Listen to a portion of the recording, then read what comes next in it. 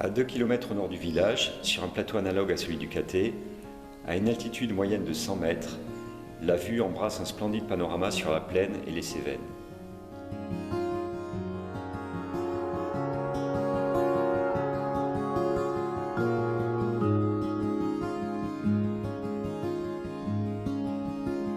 Vers l'an 2500 ans avant Jésus-Christ, à l'époque dite du Chalcolithique, des populations nomades se sont progressivement sédentarisées, passant du statut de prédateurs-chasseurs à celui d'éleveurs et d'agriculteurs.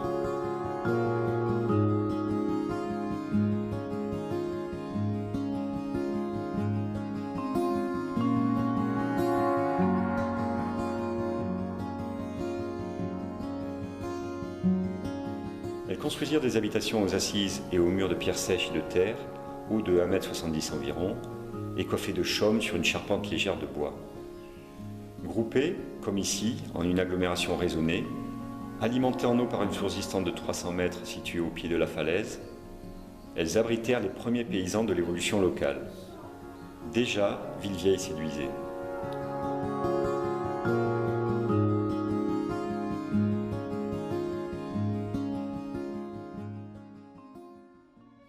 Vaisseau de pierre posé sur un plateau dominant la plaine du Vidourle, à 100 mètres d'altitude, le château de Villevieille nous raconte 1000 ans d'histoire. Sa splendide façade 18e, bordée de ses 4 tours, le rend visible de tous à des lieues à la ronde.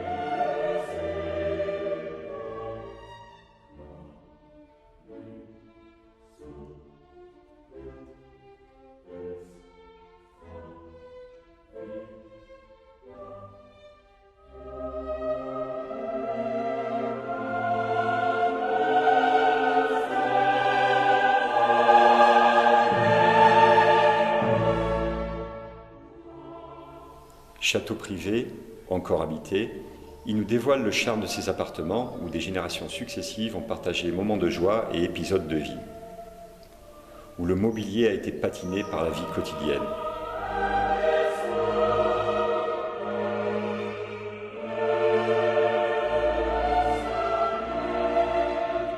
On entend encore résonner les admonestations des parents et les rires des enfants dans ces couloirs feutrés. Et le grand salon nous convie à un moment de pause intemporelle dans notre brouhaha moderne.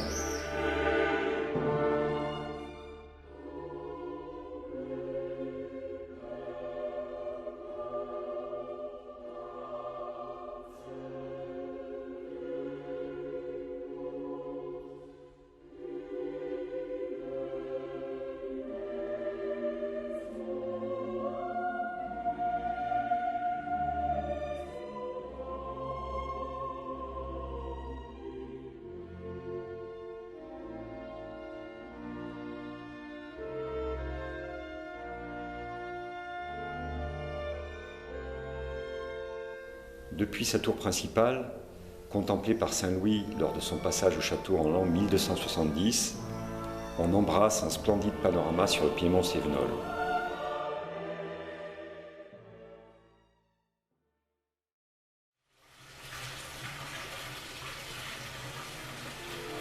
La tradition veut qu'il y ait 200 puits à Villevieille. Une série de sources, bassins et citernes voit s'écouler un courant d'eau permanent, accru à certaines saisons, mais jamais tari.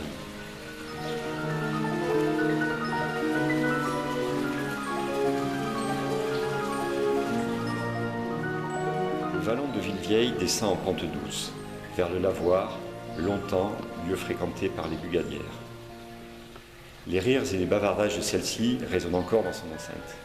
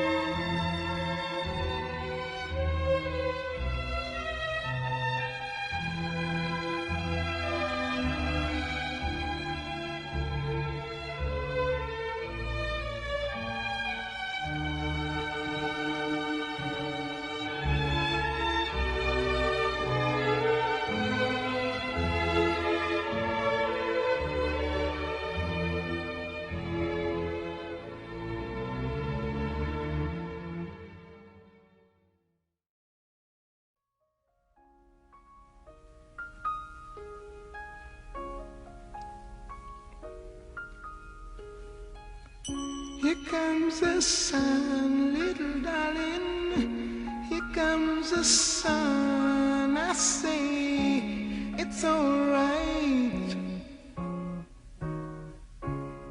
It's alright.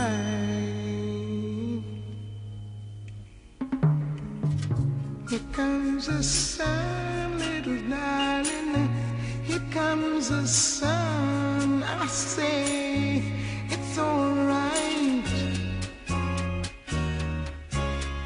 It's alright. Une cafetière en émail. Je ne sais pas pourquoi cet objet-là, qui est l'objet le plus courant qui existe, qui était toujours au coin des cuisinières pour réchauffer, c'est un objet usuel courant, tout d'un coup, ça a déclenché quelque chose. Voilà, c'est assez curieux. Alors déjà, c'est intéressant pour les nuances. Et alors là, j'ai fait une bonne série, et après ça, elles ont été mises un petit peu en scène, comme des personnages.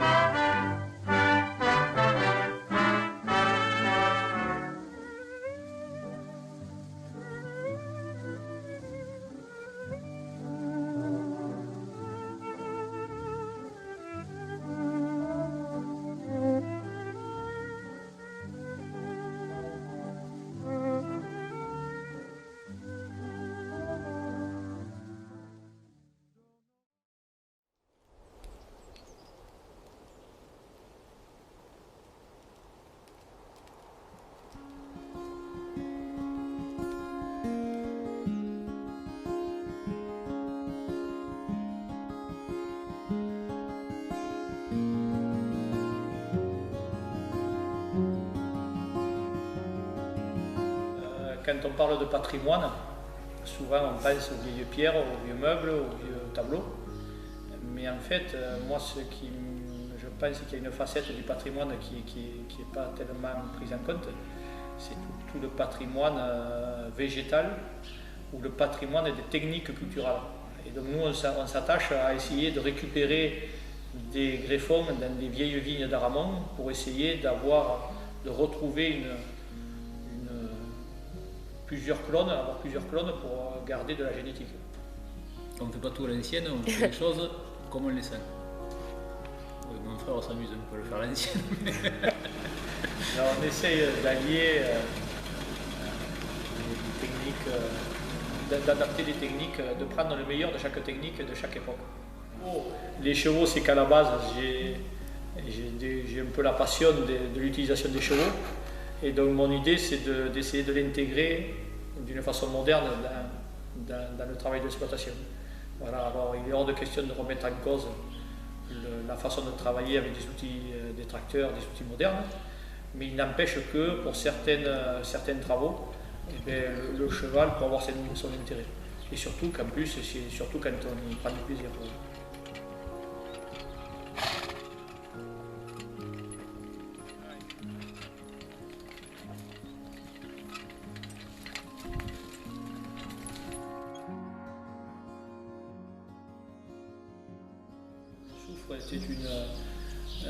On souffre pour lutter contre une maladie cryptogamique de la vigne qui s'appelle l'odium. On a fait le choix d'insister sur ces vignes-là et d'appliquer, étant donné qu'actuellement là on n'a que l'odium à lutter, on prend le temps de le faire à la main et pour avoir une efficacité maximale et tout en limitant les doses.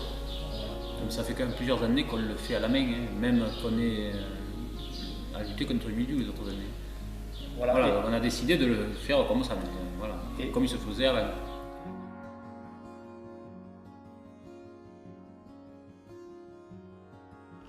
On a appelé la bouteille de rouge pompon rouge, ou pompon blanc ou pompon rosé. Et en fait, c'est que sur mon collier de charrette, il y a un pompon rouge au cheval. Et j'étais allé faire des vendanges anciennes chez un collègue à Junas. Et le lendemain, j'ai croisé un petit vieux du village qui me dit mais tu n'étais pas dans la peine hier? Et j'ai dit si, j'étais chez un tel. Il me dit eh bien, je t'ai reconnu à ton pompon rouge. Et donc c'est comme ça qu'on a appelé le vin pompon rouge. Voilà, parce que c'est le pompon qui est sur le collier du cheval.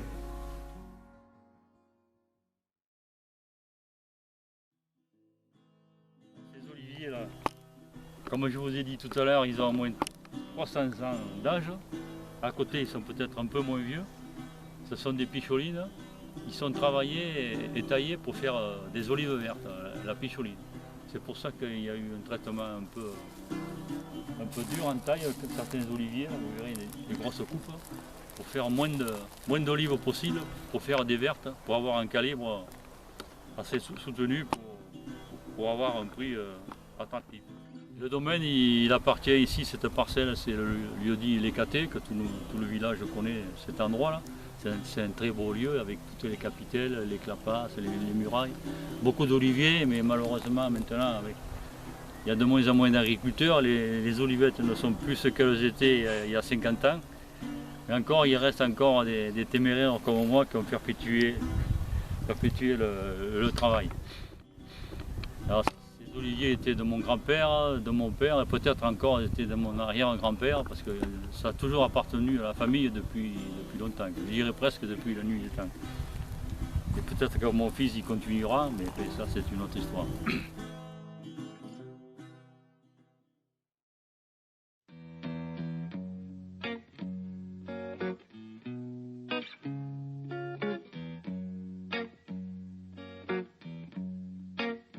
Il va y avoir 25 ans cette année. Donc, avec Claude, à qui j'en avais parlé, on était émus par la prolifération des constructions un peu anarchiques à la place des vignes. On a décidé, oui, de monter, comme tu dis, une association. Claude est allé chercher les statuts à la préfecture pour faire les choses en règle. Alors à ce moment-là, donc on a dit qu'est-ce qu'on fait? Quand même l'entrée du village est pas belle. le tournant du fer à cheval, là, la vieille route, c'était un dépôt d'ordures. Oui, avec des ronces par Avec des ronces par-dessus. Alors on a entrepris de le nettoyer. On a commencé par ça. Et puis alors après, il y a eu la tour de l'horloge. Hein. Oui, on a fait restaurer l'intérieur et l'extérieur de cet édifice en demandant des subventions, justement, c'est ça. Ah oui. Des subventions au bâtiment de France, au conseil général, régional, enfin de tous les côtés, pour avoir les moyens de faire ce travail, qui a été très bien fait, l'intérieur et l'extérieur. Il y avait donc ce second pont qui reliait Sommières à et il a fallu faire un Villevieille. carrefour. Voilà, et donc il se trouvait qu'il y avait justement à cet endroit-là un pin parasol qui était assez beau et qui devait être coupé pour installer le rond-point à cet endroit-là. Et on est venu me prévenir. Alors j'ai vu M. Pernaut qui était l'ingénieur de l'équipement à l'époque et il est venu dans ma voiture et nous avons vu le paysage fantastique qui représentait justement ce pin avec la colline de Villevieille et puis le village au-dessus. C'était un très très beau point de vue.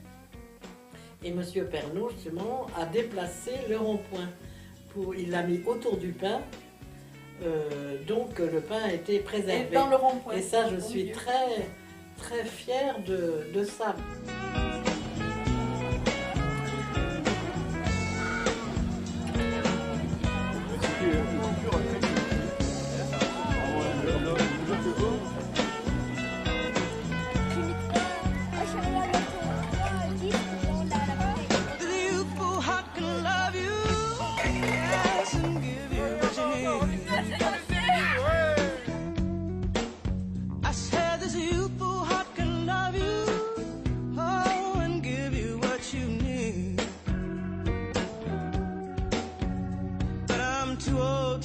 Chasing you around, wasting my precious energy. Give me one reason to stay here. Yes, now turn right back around. Give me one reason to stay here. Oh, now turn right back around. Said I don't wanna leave you lonely. Make me change my mind. Baby, just give me one reason. Oh, give me just one reason why. Baby, just give me one reason. Oh, give me just one reason why I should stay. Said I told you that I loved you, and there ain't no more to say.